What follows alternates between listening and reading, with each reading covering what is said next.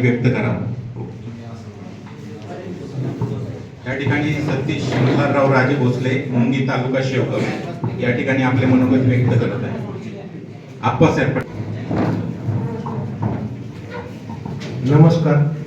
आज पीएम किसान सन्मान निधीच्या या 19व्या हप्त्यानिमित्त जो कृषी विज्ञान केंद्र दहेगावने कार्यक्रम आयोजित केलेला आहे, त्या कार्यक्रमाचे अध्यक्ष आपल्या भागाचे भाग्य विद्यार्थी आदरणीय आमदार नरेंद्रजी घुले पाटील आणि सर्व आलेले अधिकारी, पदाधिकारी, शेतकरी, विद्यार्थी आणि कृषी विज्ञान केंद्रातील सर्व शास्त्रज्ञ, आज कृषी विज्ञान केंद्र आपल्या हाकेच्या अंतरावर असल्यामुळं आपल्याला जे शेतीसाठी विविध योजना किंवा शेती कशी करायची, शास्त्रीय पद्धतीने शेती केल्यानंतर शेतीत खर्च किती होतो आणि खर्चाच्या पटीत उत्पन्न किती निघतं, हा खूप जवळून अनुभव आलेला आहे। यापूर्वी कृषी विज्ञान केंद्र म्हटल्यानंतर आपल्याला बाबळेश्वरला जावं लागायचं किंवा बारामतीला, पण बाबळेश्वरला गेल्यानंतर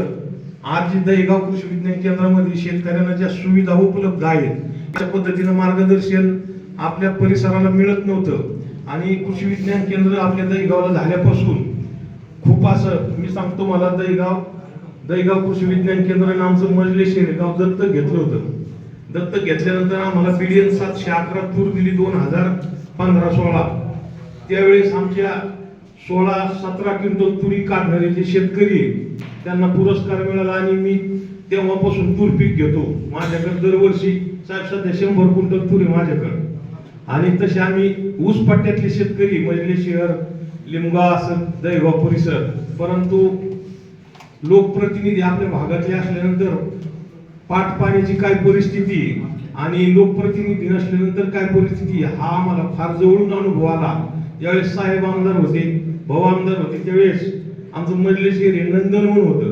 आज अशी परिस्थिती झाली साहेब, काही लोकांची हौद सुद्धा भरत नाहीयेत।